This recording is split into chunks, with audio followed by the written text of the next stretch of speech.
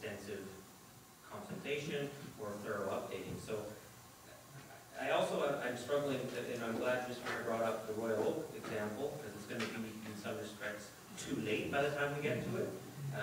And then the other one is the concerns from Ms. Bergstrom about her community not even being included, even though it's dovetailed into the other one. And I have a problem with that too, although I understand the spirit of it, it's caught up in the plan. But to the residents of that area, you're kind of saying, well, you're just getting caught up in that plan, and I'm not sure if that's satisfying. So I look forward to where the rest of my colleagues go, but I'm not jumping out at 1, 2, or 3 myself, and I'd be curious to see what the rest of you think. Thank you, Councilor Hunt, Councilor Dermott, and then we're going. Thank you, Mr. Chair. When I listened to the last half hour or so, I'm reminded when I watched the film The Battle of Britain. And in it, the Air Marshal was dealing with a couple of his subordinates, one who believed in the big wing theory and one who believed in the other approach to using the resources. And each one spent about 10 minutes blaming the other for the fact that his was better and the others was worse and the others wasn't working. And finally the Air Marshal stepped in and said, you're missing the point. The simple fact is we don't have enough planes and we don't have enough pilots. And in this case, it is my view, and I've been a member of this council for that time, but for at least the last 10 to 15 years, if not more, council has starved planning for resources, in my view. Absolutely. Yes, there is the issue of budget, but I think this is something where at least the active community understands very, very well that we just haven't provided the resources we need. There is that saying in planning, fail to plan, plan to fail. You can fail to plan because you don't have the intent, or you can fail to plan because you don't have the resources. And we have been in the latter. So ultimately, the solution of this, and I would suggest tonight that we refer this back to staff, saying, what are the resources you need to manage to carry out these critical processes? They are critical in a much more timely fashion. And then we have to find a way to do that. And yes, it's going to be a budget item, but it should have been a budget item years ago. And it needs to be now. So I really appreciate what the mayor said. I agree entirely. And I would move that we refer this back to staff with the request that they tell us what resources they need for an option 4 to do this in a much more timely manner. Okay, so we have a motion on the floor. I have discussion from Councillor Berglund. Thanks very much. I guess part of what I hear staff saying, give us enough money and we'll do it in 6 months. And I guess as I watched, and I say it tongue in cheek, but as I watched the Shelburne Action Plan play out, I had some real concern where we went on that. And as we look at this, I ask myself and I ask us, can we do these a whole lot smarter in a different way than we have in the past? And myself, I'm looking for it to be done faster, but I'm not looking to put more money into it. I'm just saying, can we look at a better way of doing it, updating it, but whatever form it takes. But I think we need to do it faster, but I don't think we should just open up our budget and say whatever cost. I do have a problem with that. Thank you. Okay, thank you very much, Councillor Berglund. As I'm starting to turn my mind to what the motion is contemplating, I'm trying to think of what we're asking staff to give us back. And so maybe if I can hand that over to staff to hear your impression of what you've just been asked to do, if it's supported by council. I think in a very succinct way, you've asked us to look at, can we do all of this faster? And what does that mean resource-wise or approach-wise? we would certainly benefit from clarity in terms of, do you think all 3 streams are valuable, or is there one of greater value? You may not be able to answer that tonight, but that would help us as well. Thank you. It's helpful to me to hear it articulated that way, so thank you. Councilor Durham for the motion. Councilor Haynes, it's your turn. First of all, it's clear that the amount of work and thinking that's been brought to this process is considerable, and the staff are to be complimented for that, and the public input as well. I think the idea that came forward from PTED, which was to get us to this point where we are asking that question, that the Planning, Transportation and Economic Development Committee recommends that Council consider allocating adequate manpower and resources to the Planning Department for updating the local area plans. Because there was a feeling previous in the year and in previous years, as has been said, that maybe there's not enough. Now, when we listen to the appeal for the Shelburne Valley local area plan to be embraced, 53% of that area is addressed by the Shelburne Valley plan, but there's 47% not being addressed. So Marlene Bergstrom's got a very good point. Why should they be left out? They're taxpayers. Why are they being left out? Within this thinking, and I understand Councillor Workman's point, when we have this conversation, I'm not seeing here that by accelerating this plan, it would talk to the economic base of Saanich.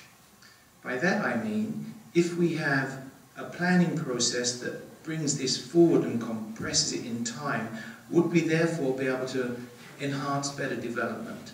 I've heard Mr. Wixon talk about the charrette he's done. It's still on the shelf. I've looked at that with some staff. It's an amazing piece of planning, but it hasn't started yet. Now, the plan is there, but the market wasn't there. So it's a chicken and egg thing there, and I'd be curious to understand a little bit more about, by paying more in our budget to facilitate the planning process, there is the community good because we have strong plans and clear plans, but does it also talk to the economic base of Saanich? And I'm not sure if that's a fair question to ask of staff, but some reflections on that. But when I look at the staffing here, for any of these plans, it talks about 1 manager, 4 planners, and a planning technician. And if we would say, okay, well, what would happen if we put in another planner? Or 2 other planners? What would be the cost of that? And what would be the impact? Because then you've got a real figure. What would be the impact? Could we cut this whole thing to 7 years? And what would be the impact in Saanich? So I'm not seeing that conversation about this process. And I think that kind of conversation would be helpful, and perhaps that's some of the information we could see when it comes back. Thank you. Thank you, Councillor Haynes. Councillor Brown. Getting tired now. I'll be sitting tomorrow. So one of the things that was said through to the planner, one of the things that was said was from Carter Cedar Hill, that they recommend all plans have some simple refreshing done at the start of the process. So somehow I'd like to have a comment about that. I know in years gone by, way back, that's how local area plans started. I remember Mr. Hopper of the day saying, we're just going to do a refreshing. We're going to update all the demographics. And then what happened? The local area plans continued, and it was more than a refreshing. But if we had a component that was just refreshing all area plans, as well as looking at other versions of whether we hired a new planner, or even, I think, we've used UVic co-op students, something like that. Like, I think that's some of the stuff I'd like to hear back as well. So what about the refreshing idea? The refreshing idea itself is absolutely a great idea. It just, again, pulls resources. We absolutely can do it. It just means that we have to put resources on refreshing all of the demographics. It's certainly a shorter period of time, and it would bring maybe some increased level of confidence around those plans. But it's just, again, if your objective is to update all of the local area plans and do other work, it's really a small item we can do, I would anticipate in 3 months. The thing I want to address is that our research technician and who handles all our stats is a pooled resource, so he's not just limited or limited to working on community plans. So we just need to be mindful that that has an impact that ripples throughout the corporation when we put him on a specific project. But absolutely, we could do that. Yep. So for me, that's something that I'd like to see come back with your report. Thanks. Okay, thank you, Councillor Brown. Councillor Bryce. Thank you, Mr. Chair. Kind of having two parts of this discussion. One about what process we should undertake in terms of the planning and what priorities and so on. The other one is how do you resource it. On the issue of resourcing it more, I would like a report back as well that puts some dollars attached to if you cut it in half time-wise and such. But then I think we would need, once you identify the resources, options such as, what about our whole municipal priorities? What is this more important than that we can shift the dollars from? It's not always just getting more dollars, it's looking at the whole envelope and saying, we have already said to ourselves, we haven't spent enough on IT, now we haven't spent on planning. We've made a commitment to our community that we're not going to advance into this year's budget without consulting with them. So, all of these things come into play, and I think we need to identify what kind of dollars we're looking at and what could be done with that, and then explore options as to where we would actually find those dollars, and testing it against that and having further consultation with the public can decide whether or not this is of greater importance than some other things that we've said are also very, very important for us. So that's kind of the financial thing. In terms of saying which option, A, B, or C, honestly, it's like you push in here and it pops out there. I don't know. In terms of just having to sort of go with what are the 3 principles that you kind of read throughout each of the 3 options, and then come to some kind of a consensus as to the fact that at least you've captured those 3 themes or policies. Then when it gets down to actually saying which one, particularly when we've got such an extended time like 12 years, wow. And I'm sure when the planning process first started in Saanich, things were a lot quicker and a lot faster because there wasn't the degree of consultation. And we've seen on our agenda here tonight with that Cuthbert Homes Park Management Plan how important it is to do it right and how darn long it takes to do it right.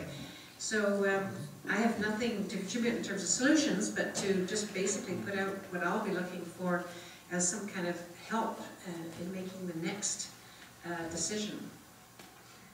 Thank you, Councillor Bryce. Just before I give Councillors Dermott and Haynes another kick at it, I just wanted to add or echo my support for what Councillor Bryce has said. My thinking was somewhere along the same lines, that I don't really want to see us get back a report that says, well, with one more manager and a couple more planners, we're going to be able to give you this. Let's maybe look at the costs in terms of timeline, and then I think the step beyond that is the conversation with finance about, and more broadly, corporately, the quid pro quo. There isn't an infinite amount of money to throw at accelerating the planning efforts. I think we all agree it's important, but that has to be within the priorities that we've set for ourselves. So we're asking you to undertake an awful lot here when you come back to us, but I think in order to be equipped with the right information to make this decision, because it is obviously a very important one. We've had people wait until 12:30 to tell us.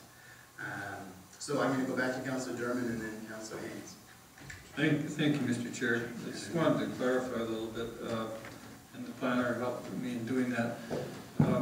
When I said that we really need to get this done in a more timely fashion, and some of it resources, and a lot of it I think is resources, but it also is process. How can we, when we find out what resources we will allocate, how can we make sure we use them in a manner that expedites the whole thing?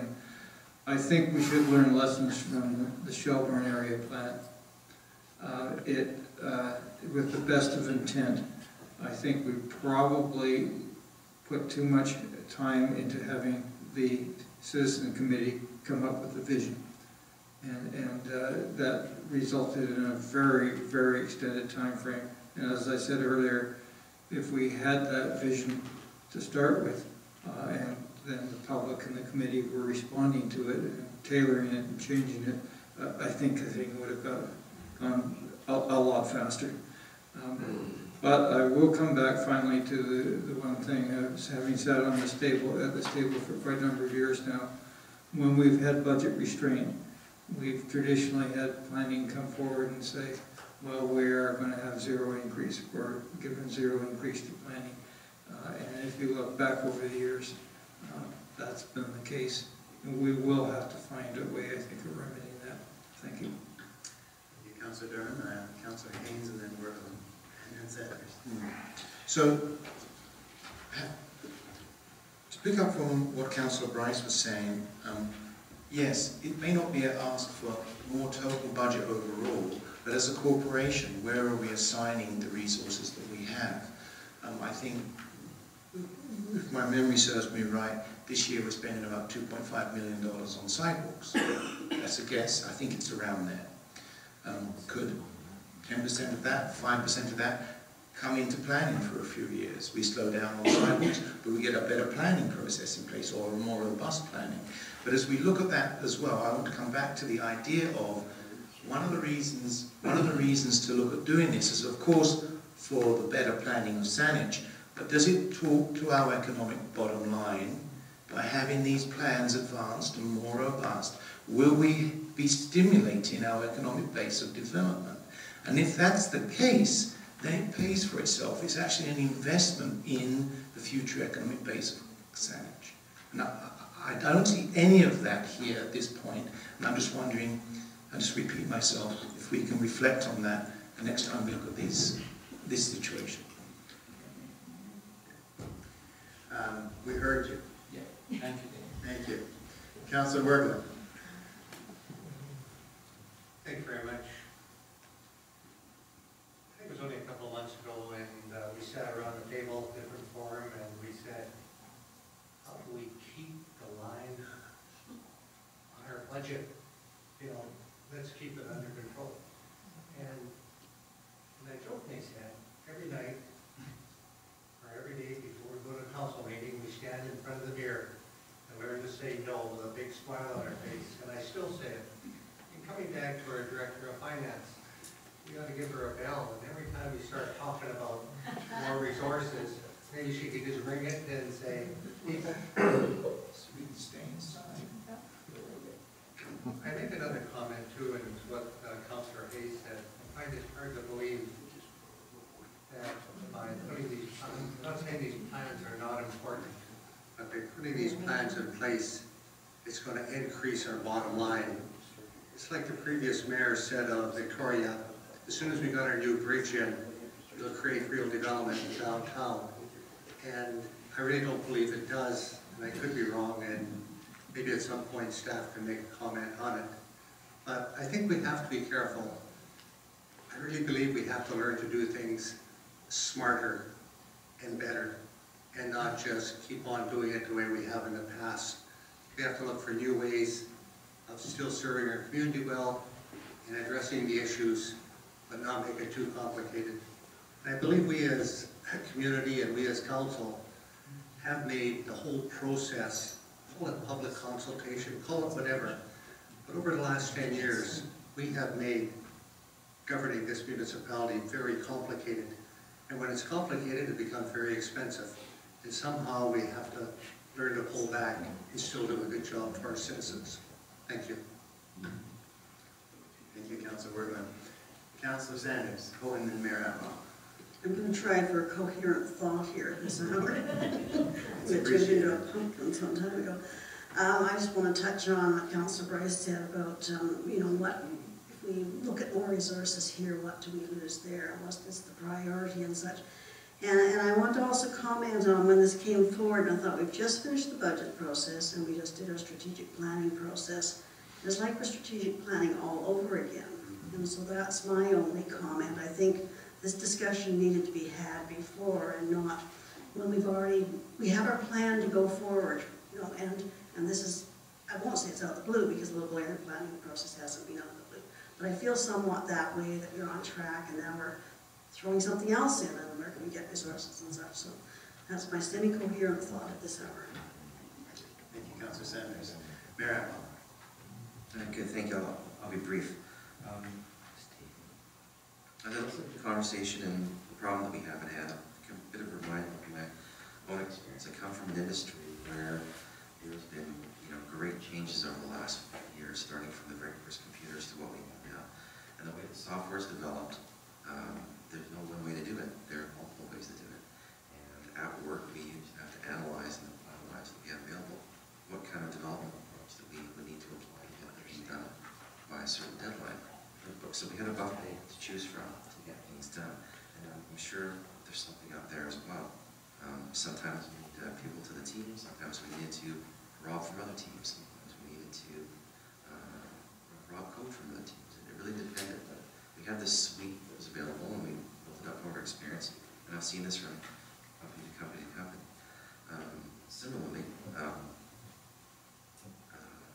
had experience where I've worked on products and the money that was generated by those products, the profit was used by other teams to fund their products and get them up and going and whatever.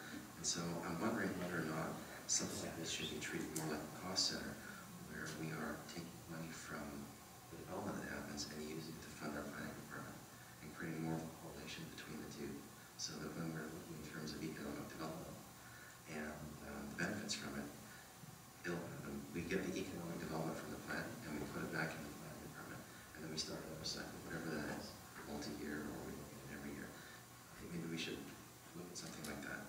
The final question I had that was percolating was based on a comment that came from Mr. Wilson about the Project Advisory Committee, and he was wondering who's going to be on this committee.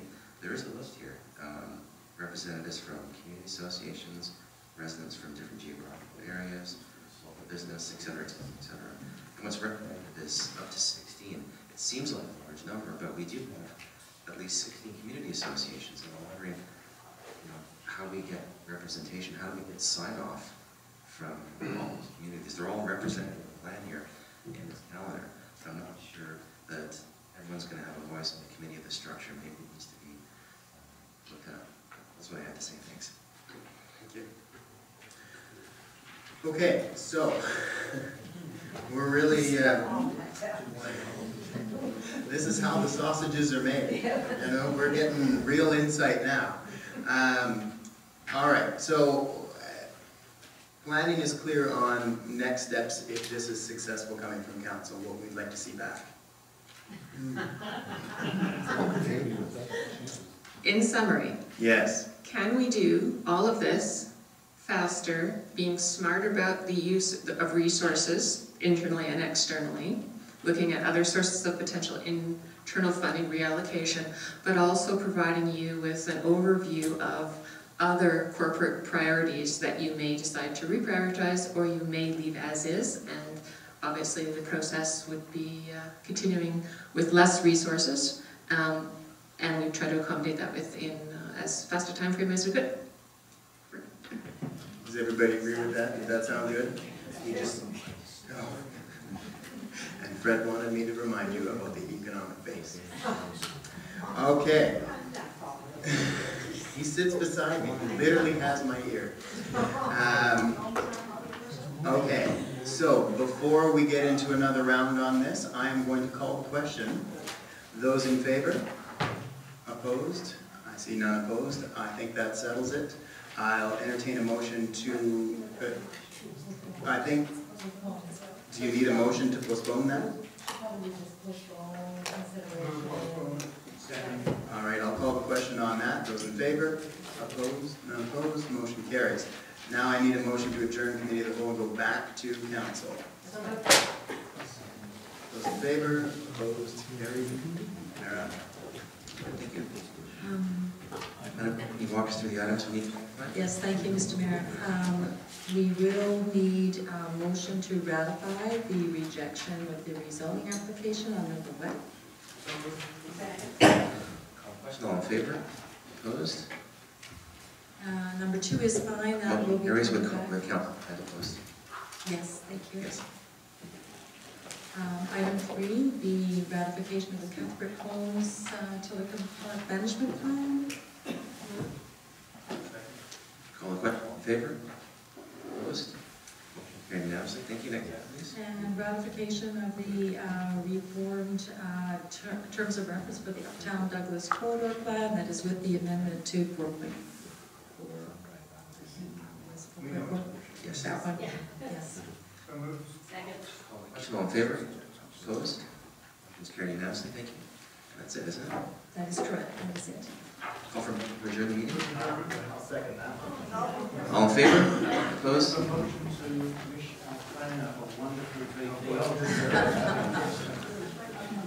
Here's the work. Meeting is adjourned.